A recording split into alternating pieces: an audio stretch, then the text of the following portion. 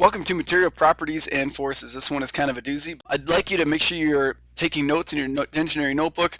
This one will make sense a little bit later. You probably don't need to note this one down yet. Object's center of gravity or center of mass is usually graphically labeled as kind of this symbol. You can determine the centroid location by utilizing a cross-sectional view. So this I shape is a cross-section of this I beam. So here is a triangular shape. So you could imagine if this were a triangular beam kind of coming out, that's the cross-section of it. Symmetrical objects have a centroid location that is determined by the object's line of symmetry. So this is a symmetric object, so the centroid is located on that line. We don't necessarily know where yet just by looking at it, but it's located on that line of symmetry. If you have multiple lines of symmetry, it's located at the intersection. So for a square, it's quite a bit easier. And then a circle has infinite lines of symmetry on this. So that's going to be located directly in the middle. So that's a centroid location. So you probably want to note that down. The second moment of inertia principles. So this is where we get a little bit deeper into this. Second moment of inertia, I, is a mathematical property of a cross-section. It is measured in inches to the fourth, which I'll explain in just a second, and that gives important information about how that cross-sectional area is distributed about a centroidal axis. So it helps to measure the stiffness of an object related to its shape. That's the big idea for second moment of inertia. It helps measure the stiffness of an object related to its shape. And in general, a higher second moment of inertia produces a greater resistance to deformation. So if you have a pencil like this, its second moment of inertia is probably going to be bigger in this dimension along this edge here than it is in this dimension. I can probably bend it a little bit easier here. So even the orientation you have to calculate second moment of inertia for different orientations. And I'm going to show you this exact example. So in example A here, we have a board or this pencil on edge, and B, it's flat. So your second moment of inertia principles are different for each one. The beam properties are down here below, so just kind of watch along for this for a second here. There's not really much to write down yet. If same material, same length, same width and height, but you can notice that they're opposite because we changed the orientation of this. And again, the total same area. So what distinguishes beam A from beam B? Well, the question here that we're trying to ask ultimately is, will beam A or B have a greater resistance to bending, resulting in the least amount of deformation if an identical load is applied to both beams at the same location? And we need to know this because if you're designing an aircraft or something, knowing second moment of inertia principles is really important, knowing how strong something is going to be, because it needs to be able to withstand forces. If you think about how wings are attached to the fuselage, those wings have to be able to support their entire weight along with the inertia of it slamming into the ground and bouncing without breaking along here. So making sure that it's strong enough to support that, and also knowing that orientation of that material can affect it, is critical. So take a look at this under Inventor. You can see that the deformation with the same load is almost nothing when it's vertical. It's a lot when it's horizontal.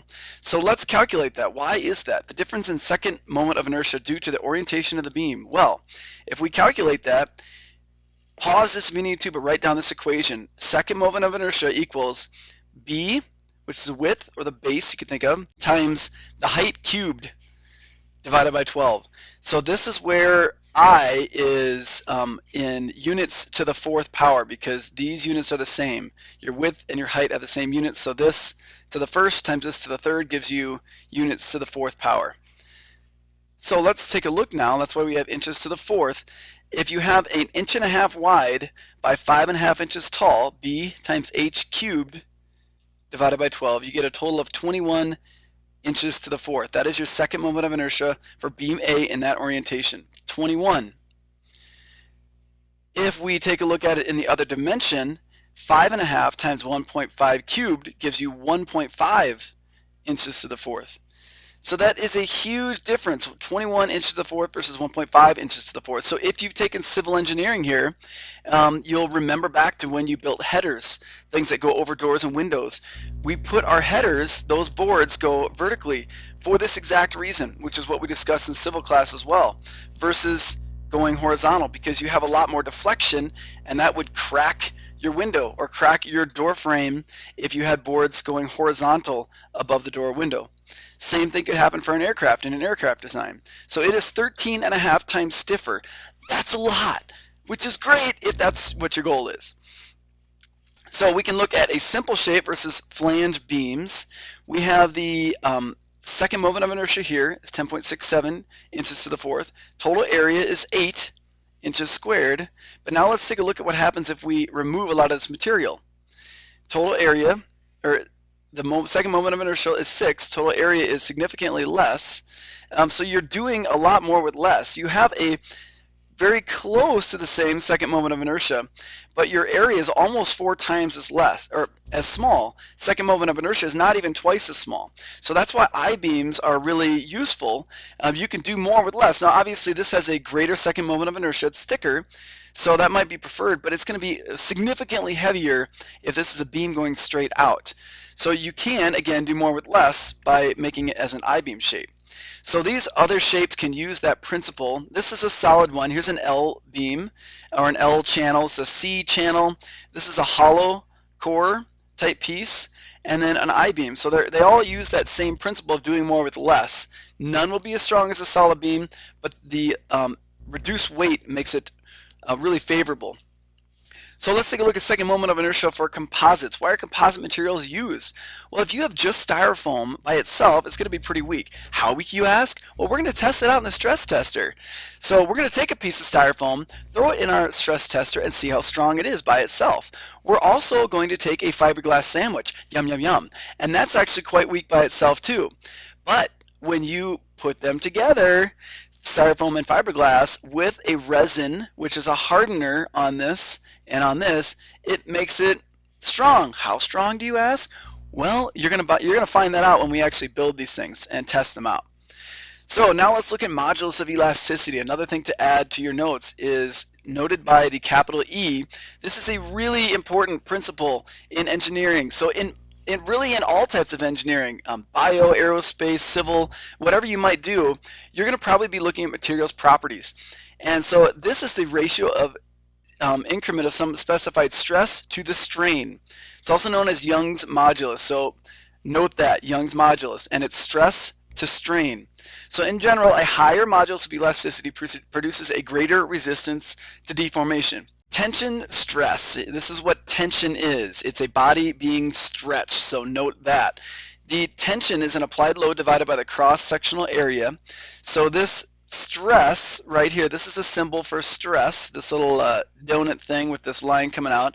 And so you might actually want to screenshot this, hit print screen with this video full screen, and then Control V to paste that into your notes. And if you're taking notes with pencil and paper, then all you need to do is just note that down. You can just draw that out. But it's force divided by area. So that's how you denote stress. The shape of the cross-section is not important. Appropriate cross-section is the smallest area in the loaded part. So you take that smallest area, and that's what you're going to use for testing out tension stress. Compression is squeezing it together, and compression is also a stress. So same equation here, it's force divided by area, you're just pressing in. Tensile test is a stress-strain curve. So stress, that equation that we just looked at before, or this one right here, divided by strain, which we'll take a look at in just a second, gives you modulus of elasticity, that E. So it is a proportional constant. It's a ratio of stress to strain. So again, stress is load or force divided by area. So again, we have that here. Strain is the amount of stretch divided by the original length. So if I take an object like this super fantastic lanyard right here, and I were to take this and I were to apply a stress to this, a tension stress, and pull it apart, if I take the original length that goes in the denominator down here, the amount that I actually can stretch it, and this is not a stretching material at all, but I can stretch it a small amount. So that small amount that I stretch it divided by the original length, that's my strain amount.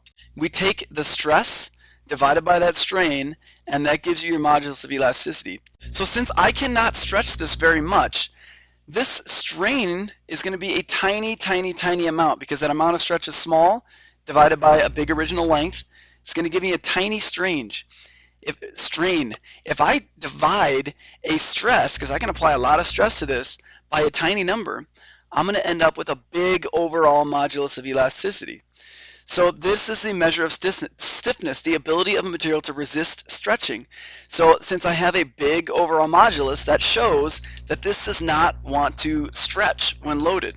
A rubber band would have something that looks a lot different. Its line might go way out like here. Very little stress is required, so a low curve to get it to stretch. So again, your modulus is kind of way out here. Now once you get to this point here, after a certain amount of stress, no matter what material it is, it's going to start to really stretch and strain a lot. So you think about a piece of metal. If you're pulling on that, it's not going to stretch hardly at all amount of stretch. But after a certain amount of time, it's going to start to peel apart almost like a piece of gum. And it's going to really start to get thin. And that's when you've broken your elastic stress right here, and it becomes non-elastic. That's the plastic deformation. So plastic deformation is when you cannot bring it back to its original shape. Once it's deformed along these lines here, it's going to stay that way. And what you see here, what's kind of interesting is once I apply a certain amount of stress and it really starts stretching, then all of a sudden I don't even have to apply as much stress, and it stretches even more and more and more. So maybe you've done that even with a piece of gum. You kind of pull, and then as you get to a certain point, it stretches really, really easy because it's gotten sort of past that plastic deformation. So this up here can be determined as the ultimate tensile strength. So let's take a look at modulus of elasticity principles. We have ABS plastic and Douglas fir, all the same dimensions, the same second moment of inertia. But now we need to take a look at some other properties. So what distinguishes A from B if they have the same moment of inertia? Which one will have a greater resistance to bending? Well, you can see that in this case, the ABS with the same force has more bending than the Douglas fir. So why? Well, it's because of the modulus of elasticity, the ability of material to deform and return to its original shape. You can bend a board and have it still return to its original shape. That means it's still within its elastic principles there. It's not gone into plastic deformation. It's just elastic deformation. So characteristics of objects that impact deflection. Applied force or load would impact deflection. The length of the span between supports. If I span from end to end, it's going to deflect a lot more than if I span from just right here to right here on that wooden beam. So that also affects the deflection. The modulus of elasticity affects it, and so does the second moment of inertia. And those are the two that we're taking a look at here. So your delta max, your beam deflection, can also be found using this. So where F is the force applied, L is the length, E is the modulus of elasticity, and I is the second moment of inertia. So after we calculate the second moment of inertia, same for both of these, same shape, same length, same force applied, but now we have a different modulus. And so you would find that in an engineering chart book of something that's already given for ABS and already given for Douglas fir. Well, notice it's way higher for Douglas fir. So it does not want to deflect or bend at all. But after a certain point, it will snap, whereas this might actually bend back, might actually return back to its shape. So let's calculate this beam deflection for A. We get a beam deflection of 0.123 inches if we plug all those numbers in. For ABS, the beam deflection is 0.53 inches. So again, deflection is significantly more for this.